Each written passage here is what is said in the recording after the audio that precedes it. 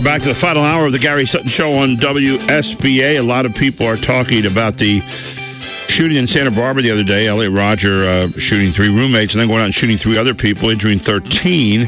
And, of course, every time that happens, we start to question a whole lot of things here in America, not the least of which are guns.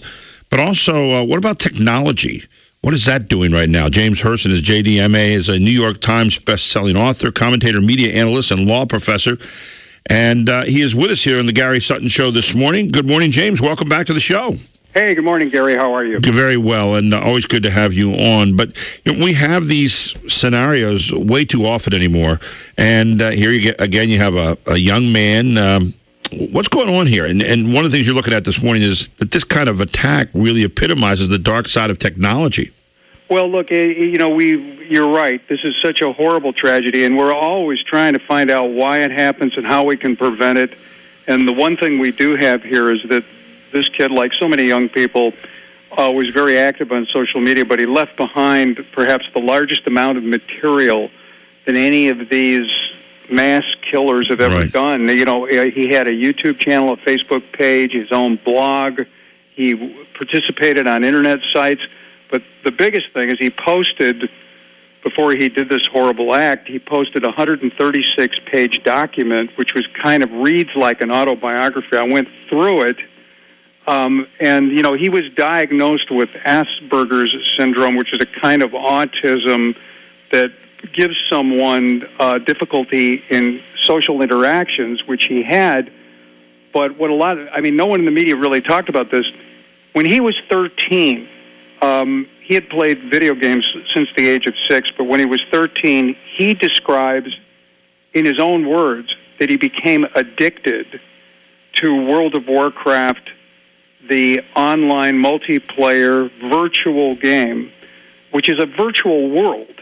Right. And that he escaped into this world, he stopped doing his homework, he stopped caring about people, he stopped having any kind of normal feelings, and he used the word obsession. He said that he was so obsessed with playing that game, this was in middle school, that he forgot and gave no thought to the fact that he was going to go into high school. When he started high school, which is traumatic for a kid like this, he said he withdrew further into the game, and that he basically said that it was the only thing, this is his words, that he had to live for was the game. Now, he stopped playing it for a while, but when he first moved to the Santa Barbara area, he started playing that game again. And what was striking is he described committing a virtual murder, which you can do in that game.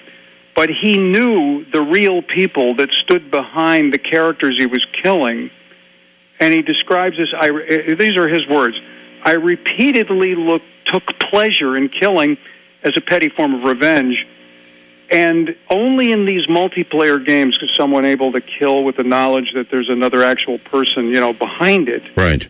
And not too long after that, he started in the real world to carry out belligerent acts. It sort of worked his way up. He started out using hot coffee, and he poured that on a young couple. Then he got a super soaker squirt gun, which kind of looks like a video game weapon. Right. He filled it with orange juice and attacked attractive women staining their clothes, tried to push people over a ledge. And in addition, he describes having been prescribed drugs. We don't know for sure if he was taking these serotonin reuptake inhibitors. Right. But all of these things, and then, of course, his parents were so concerned that less than a month before the tragic killing, they called the police. There were 7 uniformed officers in his apartment, and according to his writing, if one of them had happened to have walked into his bedroom, his plans would have been thwarted. It was so close to being stopped.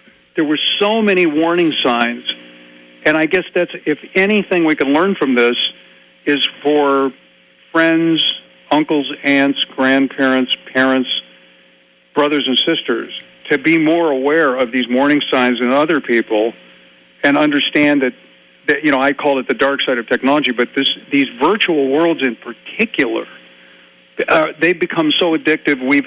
In Asia, we've had kids die because they stopped eating, because they wouldn't stop playing the game. And so what's amazing, too, is he describes, well, my laptop wasn't powerful enough for the next level of the game, so I went to my parents, and they bought me another laptop instantly. Wow. So they enabled him, and they apparently weren't aware of what this can do, but there's all kinds of empirical data that shows it interferes with the normal development of a child. And I think it was a contributing factor. There's so many factors. That's not to excuse him. I think he's criminally, if he were to had survived, he wasn't insane. He appreciated what he was doing. He planned it. He's responsible for the evil act.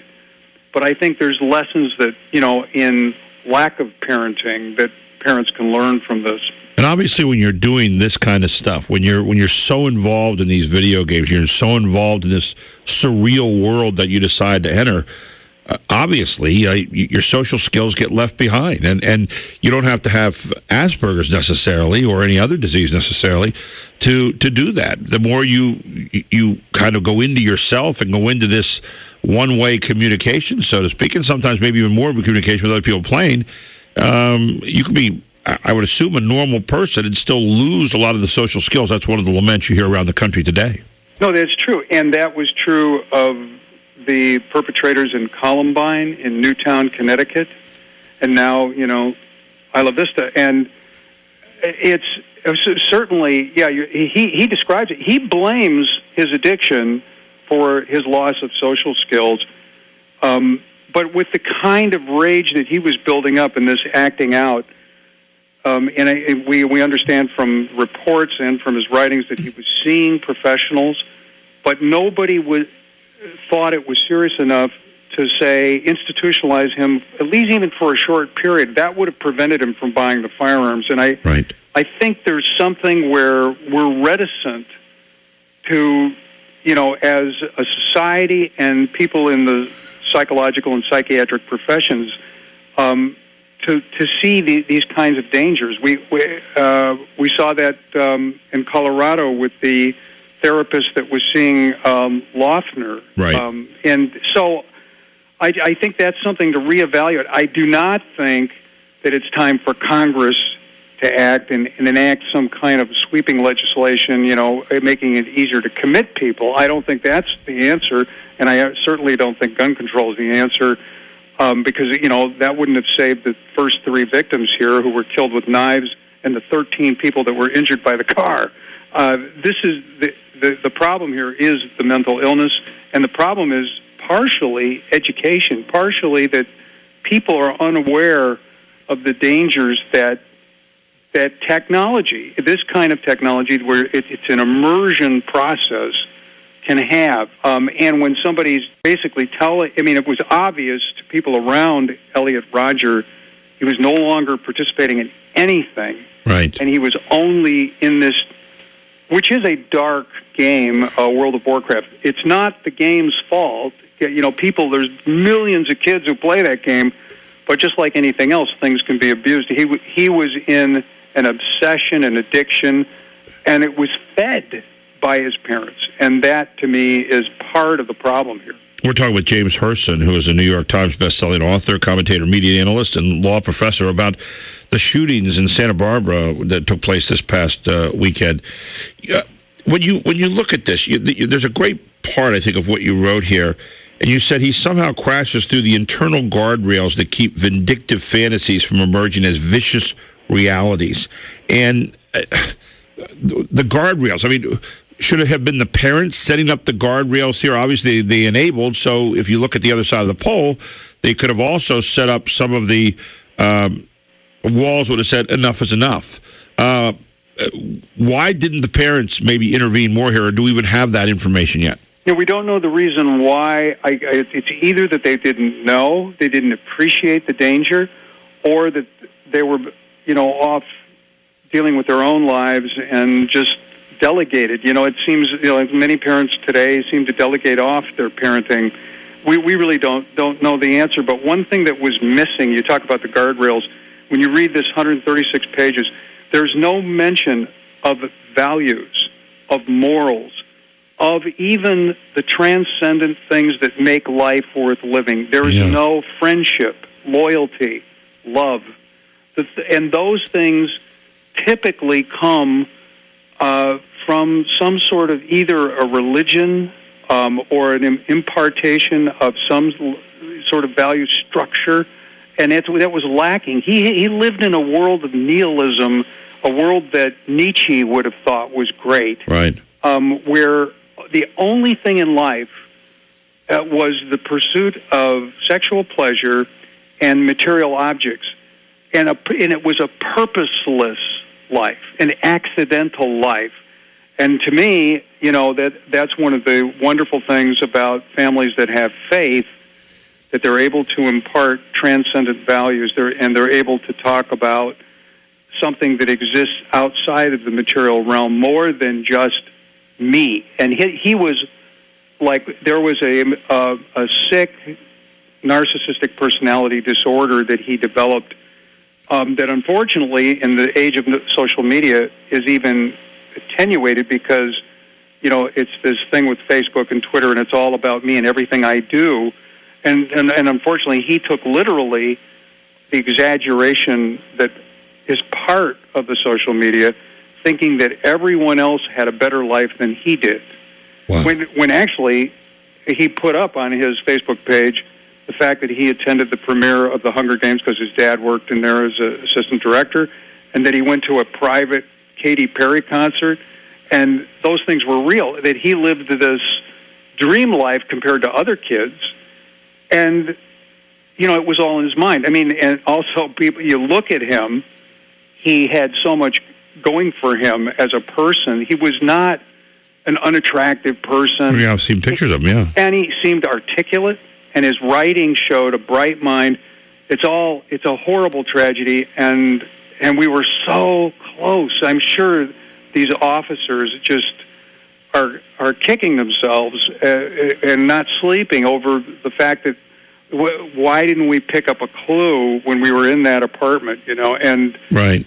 I don't know this, but I think the parents called and they were concerned about their child, and the police did a wellness check. They wanted to see if he was going to kill himself, but I don't know if the police actually watched these videos. I think if the parents had said, "Hey, take a look at this guy's videos and take a look at the material he's put up," maybe then they would have had a warrant and they would have been able to thwart this. Final question, James. We have 1 minute left.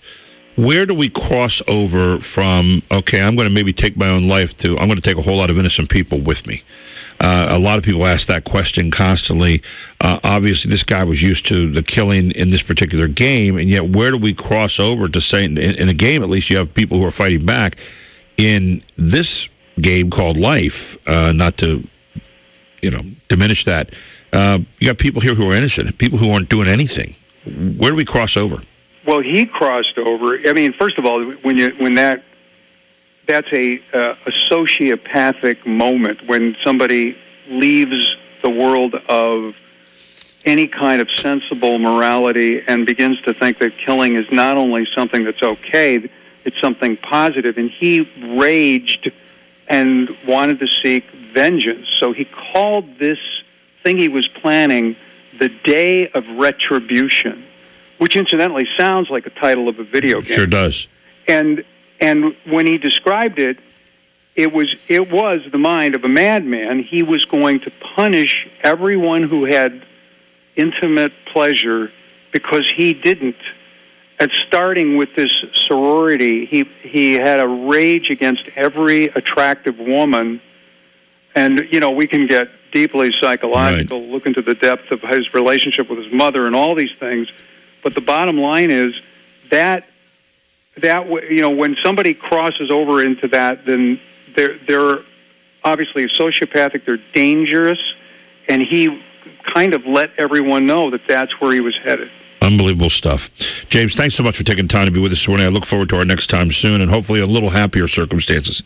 Absolutely. Thanks so much for having me. Thank you. James Hirsen, who is a New York Times best-selling author, commentator, media analyst, and law professor with us here this morning. We're going to talk more about this shooting and Joe the Plumber. Joe the Plumber Wurzelbacher has some thoughts about it, too. He'll be joining us at 11:35 this morning. He had some things to say yesterday that were kind of controversial, and he'll explain them.